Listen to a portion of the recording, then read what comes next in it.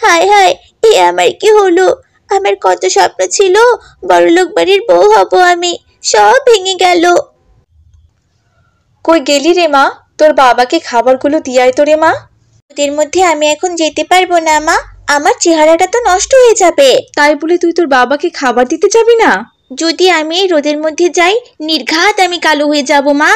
থাক, তোর চেহারা কালো করতে হবে না, আমি নিজে যাচ্ছি খাবার দিতে।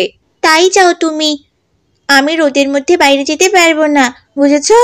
আর হ্যাঁ, বাবাকে বলো আমার মুখে দেওয়ার জন্য যাতে কোনো ক্রিম নিয়ে আসে, বুঝেছো? আমি বাপু কোনো কিছুই বুঝি না।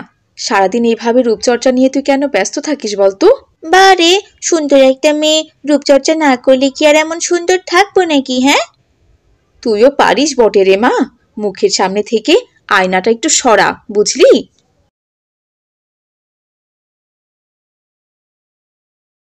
কি গো, কি হলো? মাঠে আজ খাবার পাঠালে না যে? ও, তুমি এলে? আর তোমার মেয়েকে দেখো, সারাটা দিন রূপচর্চা ছাড়া আর কোনো কিছুই বোঝে না সে। এভাবে বলছো কেন? ওকে কিছু বলবে না? তুমি লাই দিয়ে দিয়ে মাথায় তুলেছ মেয়েটাকে, এখন তো আর মাথা থেকে নামানোই যাচ্ছে না। দেখো বাবা, সারাদিন আমি একটু সাজি বলে মা আমার সাথে কেমন করে, দেখেছো? তুই সাজ, তোর মা যা খুশি তাই বলুক। এতে চলো, তোমাকে খেতে দিচ্ছি। এখনই তো আমি তোমার কাছে খাবার নিয়ে যাচ্ছিলাম। আব্দুল্লাহ চাষির একমাত্র মেয়ে ইরা সারাদিন রূপচর্চা নিয়েই ব্যস্ত থাকত। বিকেলবেলা ইরা, এই ইরা, একটু চল না, আমরা দুজনে খেলা করি। তোর চেহারাটা একবার দেখেছিস? হ্যাঁ, তুই কতটা কালো, তোর সাথে খেললে কি আর আমার চলবে নাকি? কেন রে, কালো হয়েছি তাতে কি হয়েছে? আমার সাথে কি তাই বলে খেলা যাবে না? না, তোর মতো কালো মেয়ের সাথে আমি খেলবো না। যা তো যা, আমাদের বাড়ি থেকে চলে যা। তুই কেন এত চেহারা নিয়ে অহংকার করিস রে? তুই সবসময় এরকম ব্যবহার করিস সবার সাথে, এসব আমার একদম ভালো লাগে না। তাহলে আমার সাথে খেলতে এসেছিস কেন? হ্যাঁ, তোকে যে কতবার করে বলেছি আমার সাথে খেলতে আসবি না। এসব কি হচ্ছে নাকি ইরা? কেউ বন্ধুর সাথে এরকম করে কথা বলে?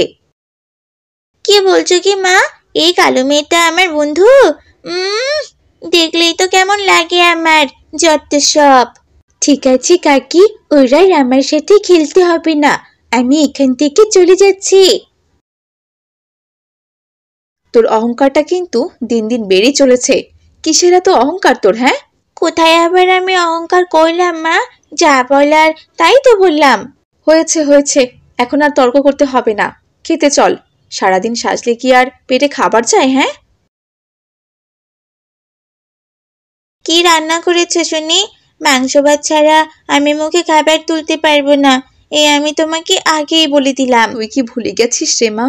তুই একটা চাষির মেয়ে, কোনো বড় লোকের মেয়ে নয়। তাতে কি হয়েছে? তাই বলে কি আমি আমার ইচ্ছে মতো কিছু খেতেও পারবো না? নিজের বাবার আর্থিক অবস্থা একবার বোঝার চেষ্টা কর মা। যখন মাংস ভাত খেতে দিতেই পারবে না, তখন আমাকে একদম খাওয়ার কথা বলবে না তুমি, এই বলে দিলাম। আমি বাপু তোর সাথে আর পারবো না, তোর যা ইচ্ছে হয় তুই কর গিয়ে। হ্যাঁ হ্যাঁ, তাই করছি, আমি একটু বাইরে যাচ্ছি, আমায় আবার দেখো না তুমি, বুঝেছো? এই বলে ইরা বাড়ি থেকে বের হয়।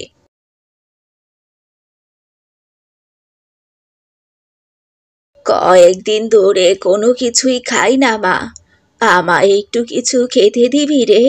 ও মা, আপনি খান না, তাতে আবার আমার কি? হ্যাঁ, এখান থেকে সরে দাঁড়ান, দাঁড়ান বলছি। ইস, কি বিচ্ছিরি চেহারা আপনার। এভাবে বলিস না মা, বয়স হয়েছে তো, তাই আর কি এমন হয়েছি, আগে আমিও তোর মতোই ছিলাম রে। ইরা সেই বুড়ি মহিলাটাকে ধাক্কা দিয়ে ফেলে দেয়।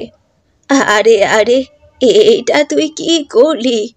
আমার চালগুলো সব মাটিতে পড়ে গেল রে। সারাটা দিন কষ্ট করে 2 মুঠো চাল তুলেছিলাম। বেশ করেছি, সারাদিন শুধু অন্যের কাছে চেয়ে চেয়ে খাওয়া, তাই না?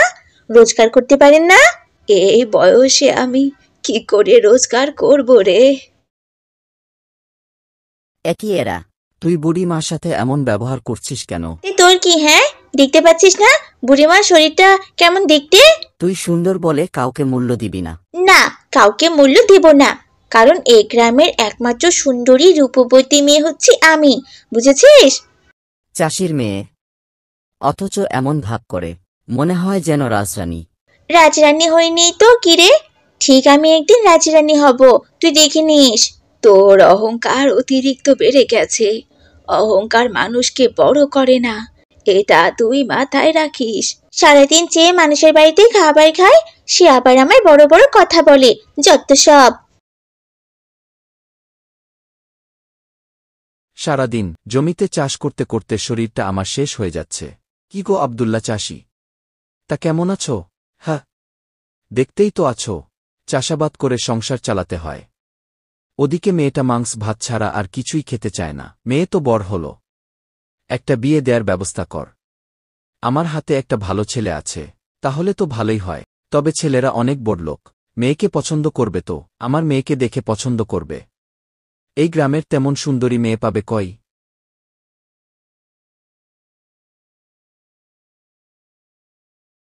বেশ কয়েকদিন পর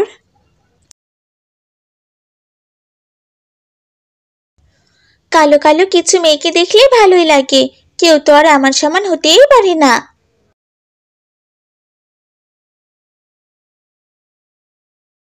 রহমত চাচা মনে হয় এই মেয়েটার কথাই বলেছিল, মনে হচ্ছে এটাই একমাত্র সুন্দরী মেয়ে এই গ্রামের।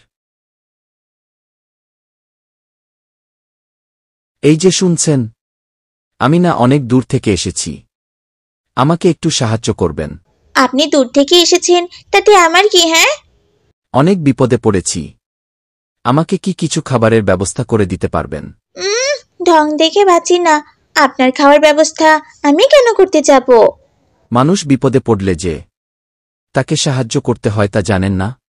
আমি রূপচর্চা করছি, দেখতে পাচ্ছেন না? কাউকে সাহায্য করতে পারবো না, বুঝেছেন? বেশ, তবে লাগবে না আপনার সাহায্য। করবো না আপনাকে সাহায্য, আমার এত মানুষকে সাহায্য করার ইচ্ছে নেই বাপু। আমার এত সুন্দর হাত দিয়ে কাউকে কিছু খাওয়াতেও পারবো না আমি। এটা সুন্দরী বটে, কিন্তু একদম অহংকারে ভরা। না, ভুল করেও আমি এই মেয়েকে কখনো বিয়ে করব না। তা বললে যে রহমত ভাই সবকিছুর ব্যবস্থা করেছে, তার আর কি হলো বলো? আর তো কিছু বলেনি। এরা মা কোথায়? কে জানে কোথায় সারাদিন গ্রামে টোটো করে ঘুরে বেড়াচ্ছে। ভাই ছেলে তো তোমার মেয়েকে দেখেছে, কিন্তু একটুও পছন্দ করল না। বলেছে মেয়ে নাকি অনেক অহংকারী। সে একটা রাজার ছেলে, সে কি আর অহংকারী মেয়ে বিয়ে করবে? রাজপুত্র আমাকে পরিষ্কার বলে দিয়েছে, সে এই অহংকারী মেয়ে বিয়ে করবে না। বেশ হয়েছে, অনেক বুঝিয়েছি তোকে, অহংকার কমা। মায়ের কথা শুনলি না তো? কি, রাজপুত্র আমায় দেখতে এসেছিল? কিন্তু আমি তো এর কোনো কিছু জানি না। আমি কি আর জানি সে রাজপুত্র? তাহলে কতই না ভালো ব্যবহার করতাম। অহংকার তো মানুষের পতনের মূল রে মা। অহংকার কোনোদিন মানুষকে উপরে উঠতে দেয় না, সবসময় ধ্বংস করে দেয়। হায় হায়, এ আমার কি হলো? আমার কত স্বপ্ন ছিল, বড়লোক বাড়ির বউ হব আমি, সব ভেঙে গেল। কিন্তু আমি তো আমার ভুল বুঝতে পেরেছি বাবা। বুঝতে পেরেছিস, এটা তো অনেক ভালো। এখন থেকে আর অহংকার করিস না, তাহলেই হবে না।